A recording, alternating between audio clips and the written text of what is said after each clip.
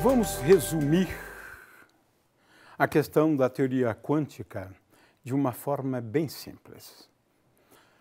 A teoria quântica, ela foi desenvolvida para descrever a natureza dualística da radiação, teoria quântica de campos, segunda quantização, e para descrever, veja bem, o comportamento ondulatório da matéria, ou seja, o comportamento dualístico da matéria.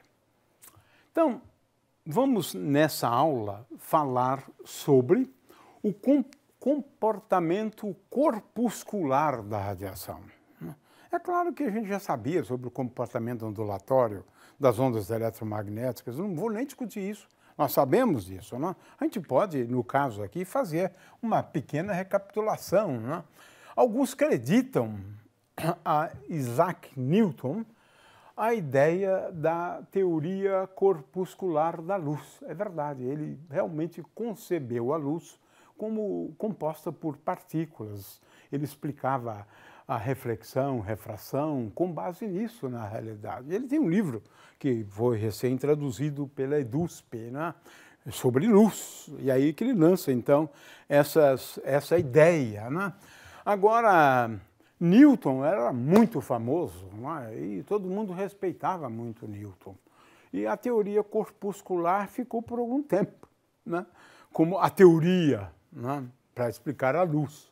Mas eis que em 1840 tivemos uma experiência, né, famosíssima, na qual a gente comprovava a natureza ondulatória da luz, né?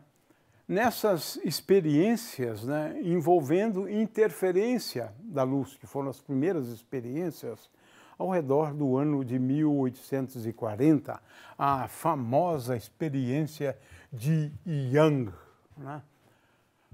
O fato é que depois de 1840, aí o pessoal já não dava mais bola para a teoria do Einstein, não, do Newton, não.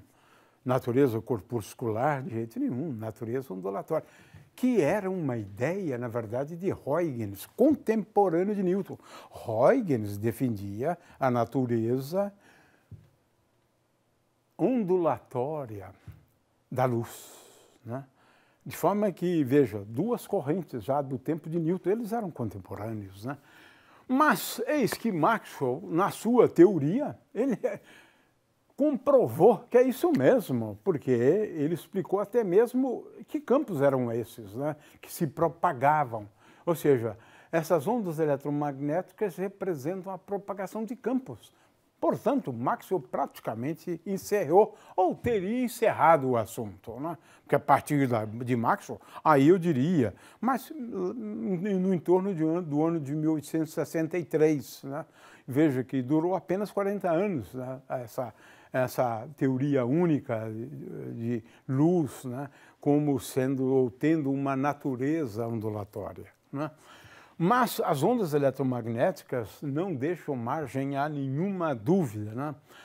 Elas se propagam no vácuo com uma velocidade igual a c, a frequência e o comprimento de onda são relacionados, né? Como se relaciona, como de resto, todas as ondas, né? A gente pode demonstrar, né, essa propriedade aqui, né?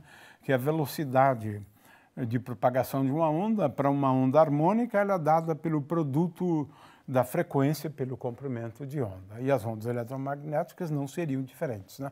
Muito bem, temos aqui todo o espectro eletromagnético. Hoje a gente entende que a luz, né, é uma parte diminuta do espectro eletromagnético, né? Então a gente não vai repetir isto, porque muitos de vocês já conhecem isso muito bem, né? O fato é que depois de Maxwell, praticamente ninguém duvidava mais da natureza ondulatória da luz e da radiação de uma maneira geral. Mas eis que Hertz, isso, aquele mesmo que fez aquela famosa experiência, né, produzindo ondas eletromagnéticas, ele descobriu esse efeito aqui, curioso. quando eu ilumino uma placa metálica, né, ela emite elétrons. Nada de novo, porque a teoria clássica também, em princípio, prevê isso, também prevê. Né? Mas qual é o problema? O problema são 4 problemas, tá certo? 4 problemas, né? E que a teoria clássica não conseguia resolver, né? São as características, né, desse fenômeno do efeito fotoelétrico. O primeiro é o seguinte: os elétrons já saem assim que incide a radiação. Chegou a radiação, os elétrons já saem. Aí complicou. A teoria clássica não explica isso, não. Havia uma frequência, né, dessas ondas eletromagnéticas, ou da luz, né, de corte. Ou seja, luz com uma frequência menor do que essa frequência de corte simplesmente não conseguia ejetar elétrons. Elétrons não saíam. Só saíam se a frequência fosse acima dessa frequência de corte. Uau! Isso também não dá para entender pela física clássica, não. A frequência de corte. 2 resultados, né, que totalmente imprevisíveis. Outro aqui imprevisível. O comportamento linear da energia cinética máxima dos elétrons. Os elétrons saem com energia cinética, né? E também a inclinação da reta, ela é a mesma para diferentes metais. Bom, veja, nenhuma dessas características do efeito fotoelétrico a teoria clássica consegue explicar. Grande problema para a teoria clássica. Como é que a gente entende isso, né? À luz da teoria clássica da radiação, né, como sendo ondas eletromagnéticas, luz como ondas eletromagnéticas, né? Aqui eu tenho, então, um comportamento, veja que até uma determinada frequência, que é a frequência de corte, aqui eu tenho a frequência, até a frequência de corte simplesmente não saem elétrons. Se a energia, né, ou se a frequência for acima da frequência de corte, aí, veja só, a energia cinética do elétron exibe esse comportamento linear aqui, né? É claro que aqui eu tenho uma inclinação, né, a inclinação dessa reta. O problema é determinar a inclinação dessa reta, né? Então, veja, são características, na verdade, né? E eles verificavam isso aqui, experimentalmente. Havia uma frequência, conhecida como frequência de corte, só frequências da radiação eletromagnética de luz incidente acima de uma frequência de corte eram capazes de gerar elétrons saindo do metal, né? E o comportamento da energia cinética máxima do elétron com respeito à frequência.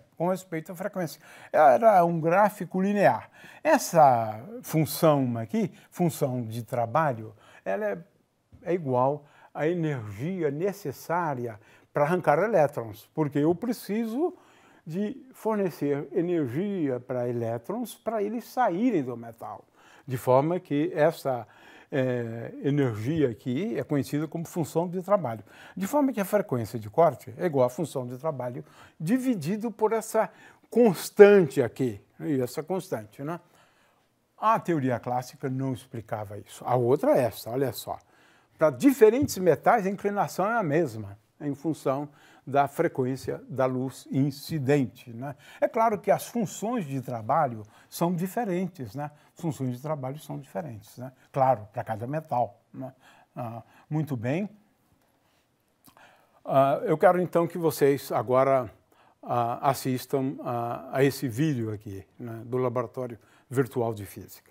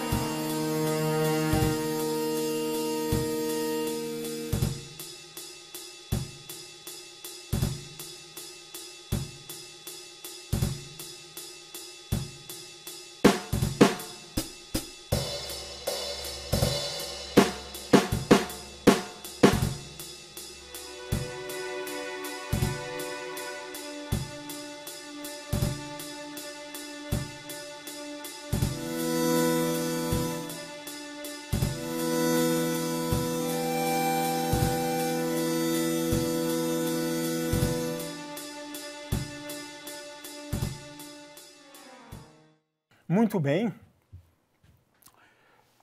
A teoria clássica era incapaz de explicar esse fenômeno. Veja, olha só. De acordo com a teoria clássica, o elétron, estando no metal, ele poderia ir capturando energia da onda eletromagnética e em algum momento ele sairia. Em algum momento ele sairia. Mas, quando a gente faz as contas, né, você tem onda incidente sobre uma área, mas a área do elétron é muito pequena. Muito pequena. O raio clássico do elétron é de 10 a menos 15 metros. Nossa, muito pequeno. Então, tendo em vista que o elétron é muito pequenininho, ele receberia muito pouca energia.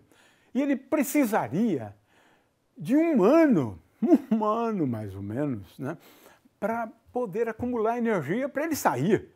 Ele receberia, sim, a radiação, né, e vai acumulando, depois de um ano.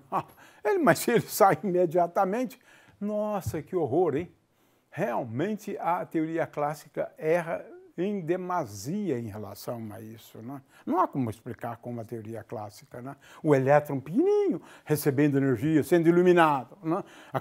Mantendo a iluminação, ele vai adquirindo mais e mais energia, mas demora demais, né? Precisa de muito tempo para ele sair. Isso é certo, na teoria clássica, realmente. Aí vem esse senhor aqui, né? Albert Einstein, em 1905, ele propôs, né, que para explicar aquele efeito lá, ele propôs isso para explicar aquele efeito, né? É que a radiação eletromagnética ela seria composta por partículas de massa zero, né, conhecido como fótons, né? Aqui eu tenho uma boa figura, né? A luz composta por partículas diminutas. E estas partículas elas são tais que se a radiação eletromagnética tem uma frequência Ni, ela é composta por fótons cuja energia é igual a H. H é aquela constante introduzida por Planck. Utilizou a ideia de Planck, claro, 5 anos depois, né? De forma que a energia dos fótons é igual a H vezes Ni. Aliás, Einstein nunca ganhou o prêmio Nobel por conta da teoria da relatividade. Ele ganhou o prêmio Nobel por conta dessa proposta, dessa descoberta, onde, de acordo com ele, a radiação eletromagnética, qualquer que seja ela, é composta por fótons e a energia dos fótons está associada à frequência da radiação eletromagnética, das quais eles são os constituintes, na verdade. Então, a radiação eletromagnética é constituída por fótons, né? Ideia fantástica, né? Fóton, portanto, é o quantum da radiação eletromagnética. Essa é a base da eletrodinâmica quântica hoje, né? Na verdade, fótons são partículas e o problema é como descrever partículas fundamentais, né, como o fóton, usando a teoria quântica. E essa teoria é a eletrodinâmica quântica, que é mais complicada. A mecânica quântica veio depois. Mas a mecânica quântica é mais acessível para as pessoas de uma maneira geral. Essa teoria, a eletrodinâmica quântica, já é mais complexa. Quantização do campo, isso é complicado, muito complicado. Muito bom. Agora, como é que isso resolve, né, o problema lá? Em primeiro lugar, não há necessidade de um retardo. Por quê?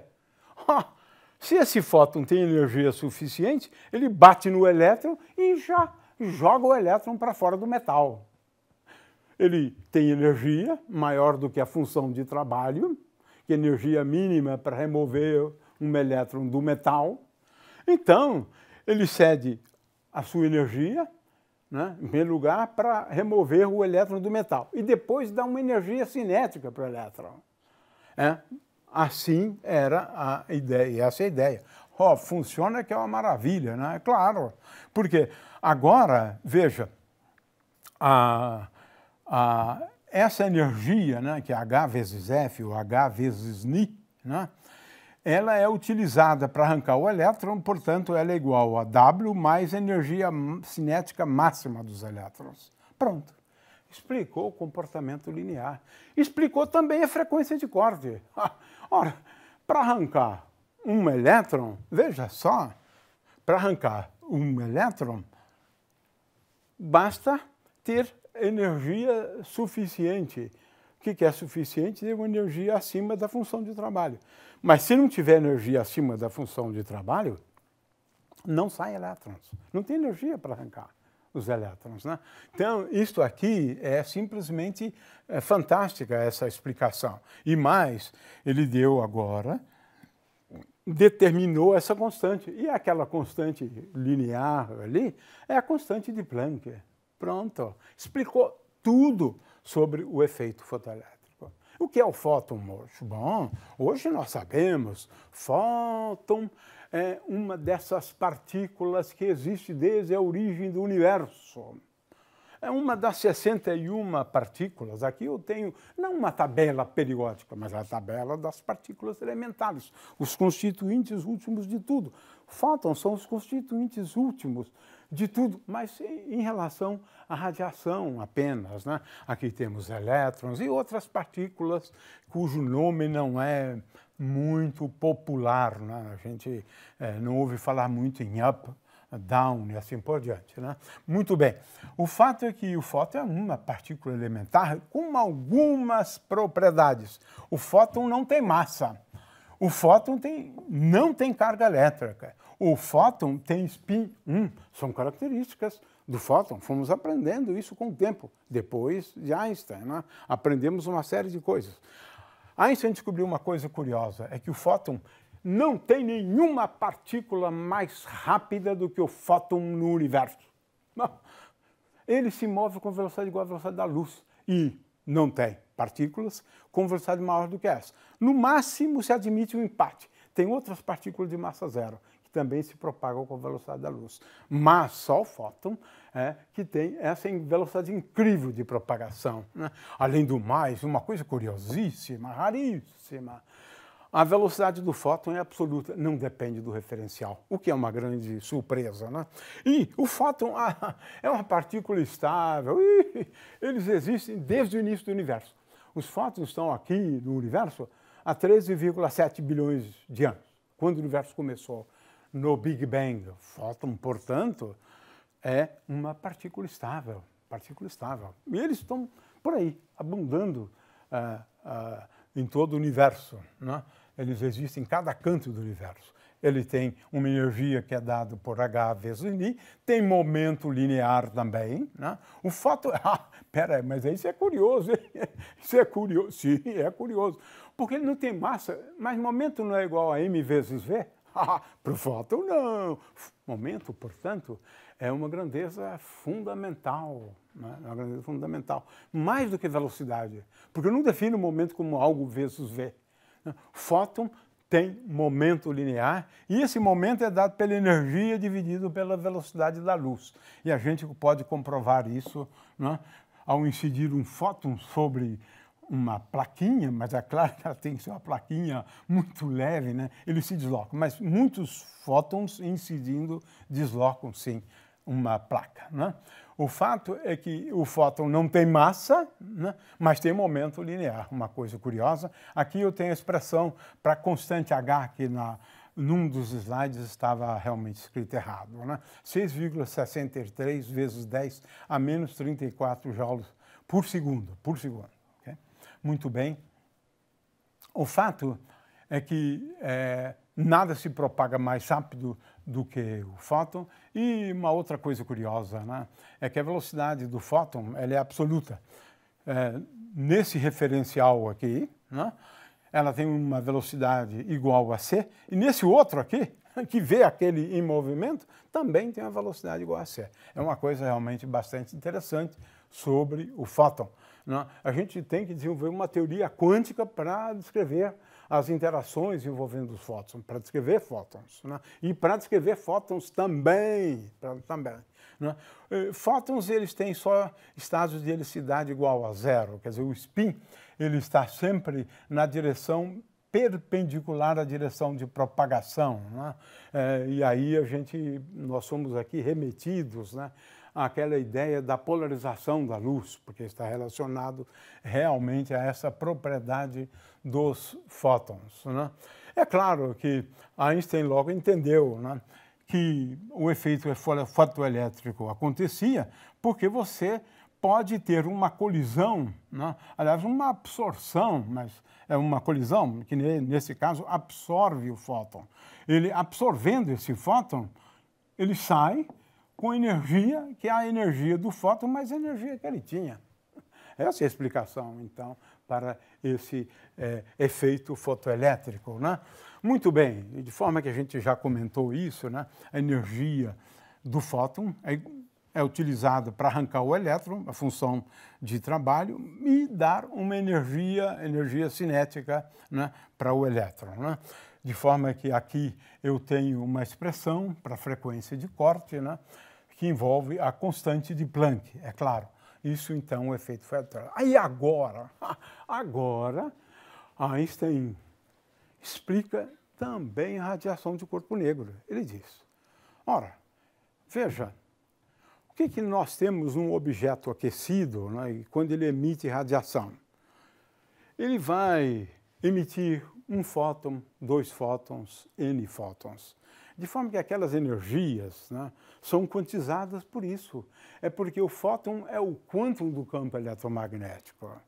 Consequentemente, a energia, né, de um conjunto de fótons, de N fótons, é N vezes a energia de um fóton. Eu posso ter N fótons com a frequência N. Ou seja, ele agora acabou explicando, na realidade, né, o que Planck havia feito. Planck desenvolveu uma teoria fenomenológica. Ele não tinha tanta clareza sobre o que ele estava fazendo. Ele sabia, com certeza absoluta, que dava certo, e dava mesmo, né? Mas agora a gente precisa evocar, né, a teoria de Einstein para entender melhor aquela natureza discreta das energias dos osciladores harmônicos, né? Muito bem.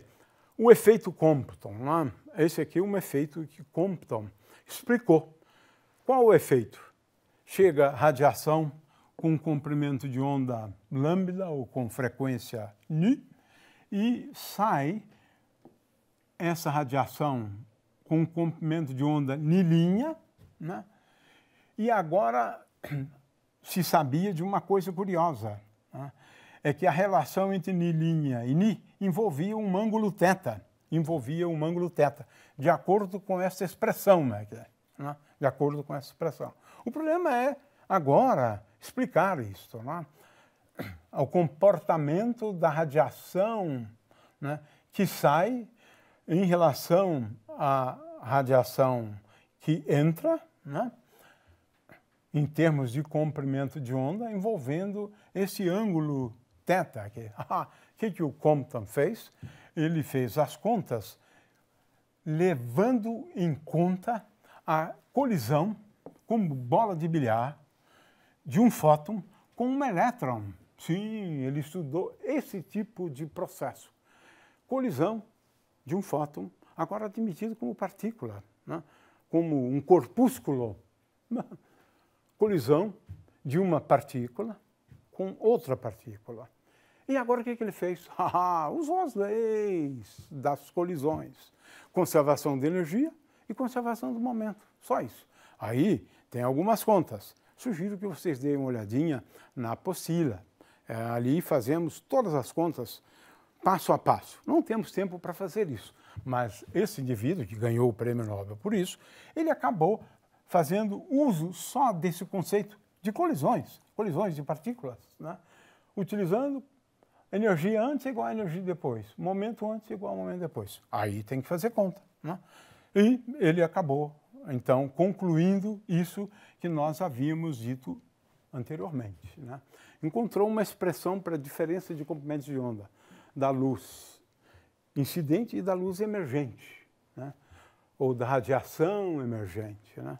Encontrou esta expressão que se verifica experimentalmente. Então, mais um ponto aqui para Einstein, né? Porque ele explicou esse efeito aqui, conhecido como efeito Compton, né?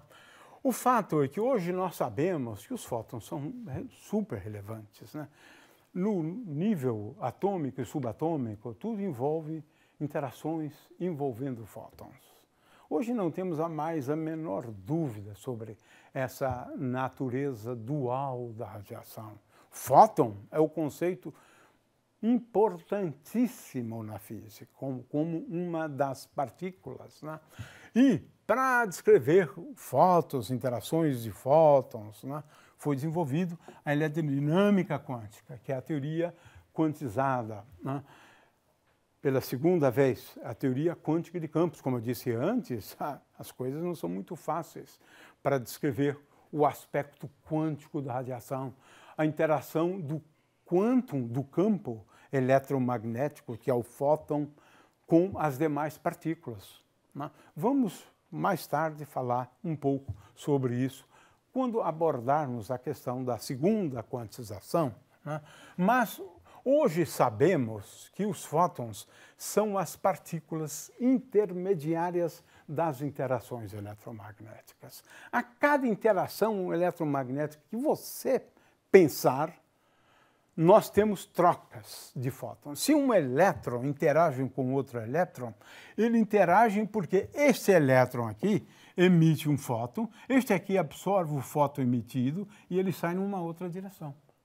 É assim que a gente descreve hoje as interações dos elétrons entre si, ou do elétron com o pósitron, ou o elétron com o próton, não importa. Todas as interações eletromagnéticas são intermediadas, né, pelos fótons. Fótons como as partículas intermediárias das interações eletromagnéticas. Aqui eu tenho, então, uma sequência de novo, né, onde, basicamente, eu estou repetindo, né, aquela figura. Toda interação eletromagnética. É claro que não é apenas um fóton, né? Muitas vezes são muitos fótons, né? Mas a mais simples de todas, da interação de um elétron com outro elétron, por exemplo, é mediante a troca de apenas um fóton. E a eletrodinâmica, ela é baseada, toda ela, em 4 tipos de interações, né, fundamentais, né? Aqui eu tenho a primeira, que é a emissão de um fóton. A última aqui é a absorção de um fóton, né? Agora aqui tem uma outra curiosa, né, que é a produção de pares.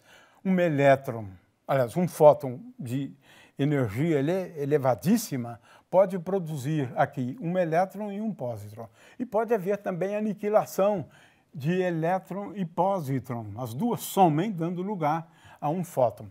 Essas são as interações mais fundamentais de todas. A eletrodinâmica é para descrever basicamente esses 4 tipos de interações básicas, né? O fato é que hoje nós não temos muitas dúvidas, né, sobre o papel, né, do quantum da radiação eletromagnética ou do fóton, que foi a grande novidade, porque aí nós descobrimos, né, a natureza dual da radiação. Às vezes ela se comporta como ondas e às vezes se comporta como corpúsculos. E agora precisamos de uma teoria que descreva essas duas naturezas. Essa teoria é a teoria quântica de campos, para descrever as interações de partículas dotadas de carga elétrica com fóton.